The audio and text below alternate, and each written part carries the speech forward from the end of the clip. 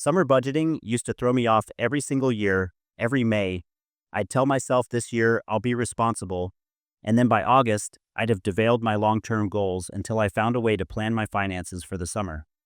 That let me make the most of the sunny months while still meeting my bigger life goals, as so in this video, I'm sharing a system that actually works, and we're keeping it super simple with 3 steps: prepare, adjust, and then redirect. And on this channel, we discuss all things personal finance and self-development. Let's dive in. Phase 1.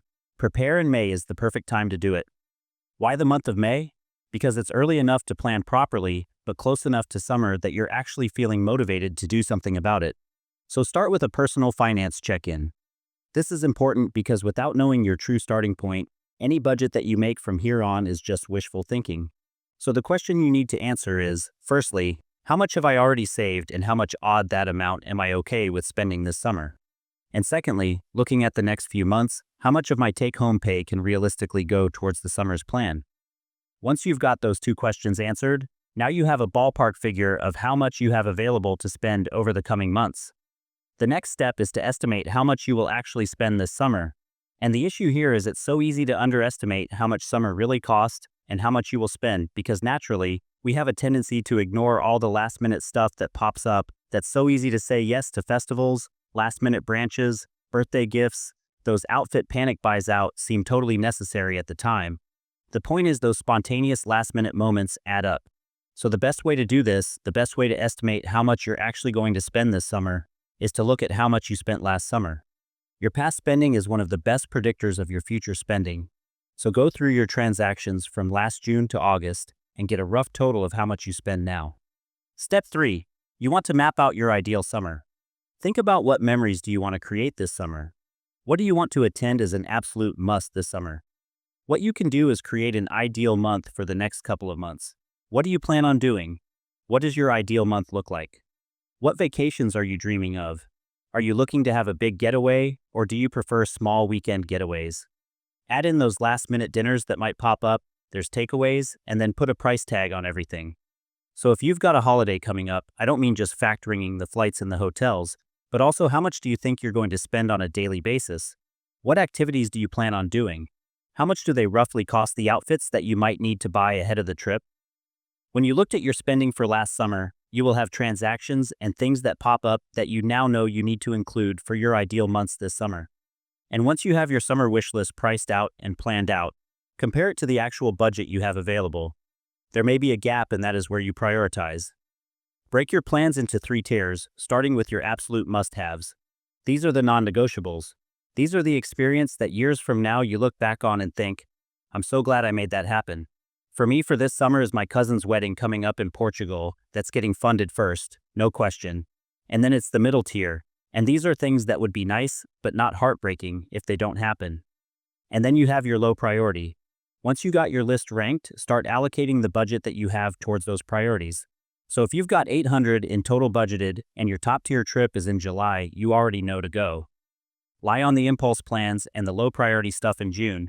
And so when something tempting comes up last minute, you'll know instantly whether it's worth shifting things on or letting it go. Because once you prioritize what you want to do this summer, once you've allocated your spending towards that priority, you can then spend with intention. Now we're moving on to phase 2, which is adjust, and this happens between June to August. So summer is now here, and this is where a lot of people fall off. They plan in May, but once the sun's out, the budget just flies out the window. So this phase is all about staying flexible without losing control. So first, check in with your budget weekly, if you can, mid-month at the very least. During the summer months, you want to check in with your budget a bit more than what you'd usually do, and look at what you've spent so far and ask yourself, can I keep going at this pace, or do I need to slow it down? So if you've already burned through half your summer fund and it's only July the 5th and you've got big priorities coming up, think about how you can get more creative with your budget in a way that lets you enjoy 90% of the fun at 50% of the cost. So things like making sure you're using credit cards that earned points, or cash backward travel, booking in advance always, or continuing with social plans, but in a way that's more budget-friendly, is about finding smarter ways to say yes to the plans that matter.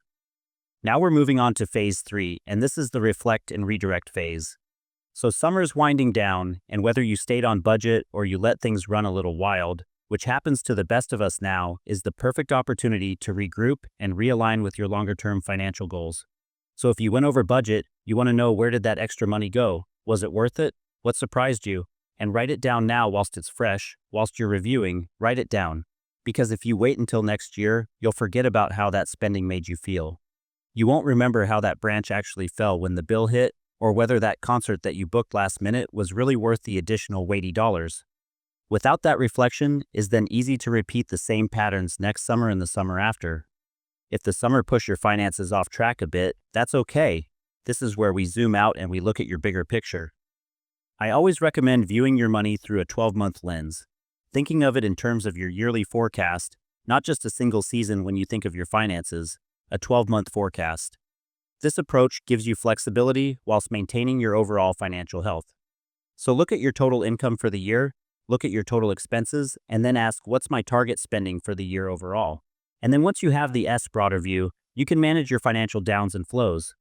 Naturally, you might overspend in the summer months and then underspend in other months. It's about balancing this over time, and that's normal.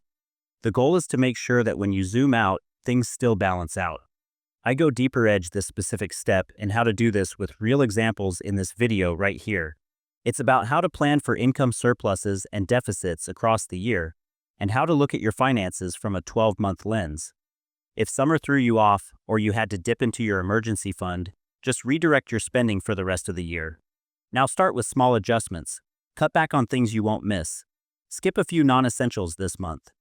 Funnel those savings right back into your emergency fund.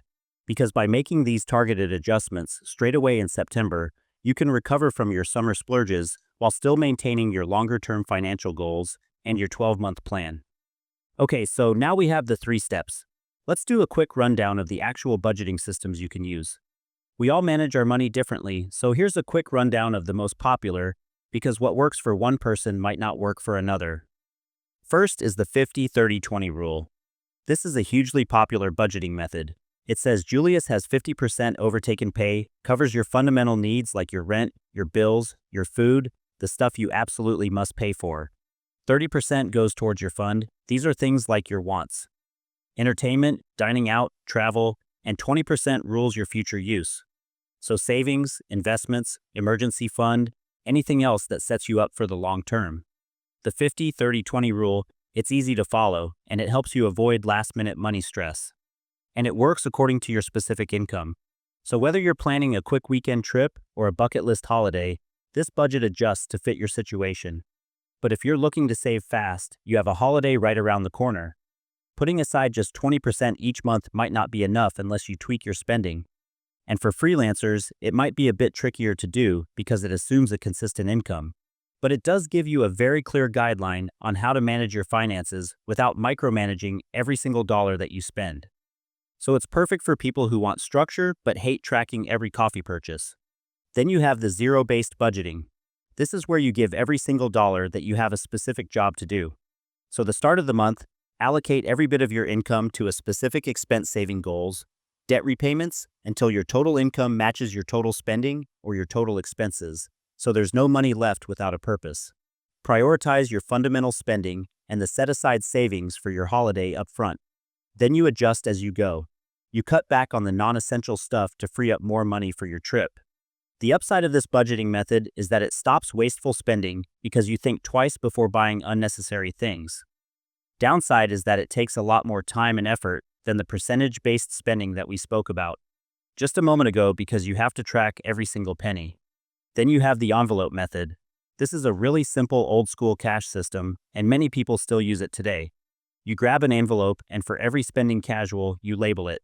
So if it's a holiday font, it'll be activity spending, dining out, and you put the exact amount of cash you've budgeted into each envelope, and when an envelope is empty, that's it. There's no more spending in that category until next month. So carrying around cash isn't always practical. So most people now use budgeting apps that create digital envelopes within one account. It's the same idea, is just safer and more secure. This is perfect for someone who loses track or spending easily, or if you need really strong visual cues to stick to your plan. So those are the top 3 budgeting methods that you could try out during the summer months. The most important thing is just picking a method that fits your life and that you'll actually stick with. For me, I use a mix of the 50-30-20 rule with some zero-based budgeting thrown in for my summer planning. The best budget isn't, but by any means the most sophisticated one, it's just the one that you will actually follow. So I hope you found this useful and you have a few summer months ahead. If it was helpful, share it with someone who might be planning their summer right now too. Thank you for watching.